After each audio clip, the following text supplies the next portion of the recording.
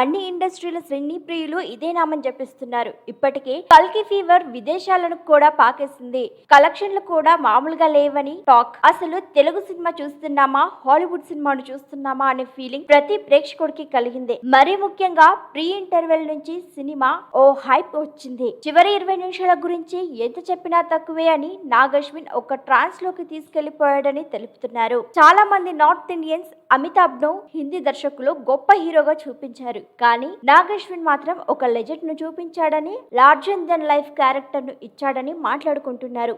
మరోవైపు కమల్ సైతం తన రోల్ ను కమల్ తప్పితే మరొకరు మోయలేరని తెలుపుతున్నారు. ఇక ప్రభాస్ గురించి ఎంత చెప్పినా తక్కువే అని, అసలు ప్రభాస్ లేకపోతే కల్కే లేదని నాగ్ అశ్విన్ ఎందుకన్నాడో సినిమాను చూస్తే తెలుస్తుందని వెల్లడిస్తున్నారు. సినిమా గురించి మొత్తం పాజిటివ్ గా సాగుతుంది, కానీ ఒక్క విషయం మాత్రం తెగ ట్రోల్ అవుతుంది.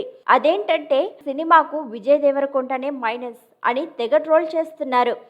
అర్జునుడు లాంటి క్యారెక్టర్ ను కూడా అదే తెలంగాణ యాసలో మాట్లాడితే ఎలా, కనీసం మీసాలైనా తీసేసి ఉండాలి కదా అని బాగా ట్రోల్స్ చేస్తున్నారు. అయితే దీనిపై చాలా మంది అసలు విజయ్ ఎందుకంత హేట్ చేస్తున్నారు, ఆయనకిచ్చిన క్యారెక్టర్ ను చేశాడు. నిజానికి నాగ్ అశ్విన్ కు విజయ్ సెంటిమెంట్, అంతేకాకుండా లైఫ్ ఈజ్ బ్యూటిఫుల్ నుంచి మంచి ఫ్రెండ్. కేవలం నాగ్ అశ్విన్ అడిగాడనే ఆ రోల్ చేశాడట విజయ్. అలాంటిది ఎందుకంత నెగిటివిటీ అంటున్నారు మరికొందరు నెటిజన్లు.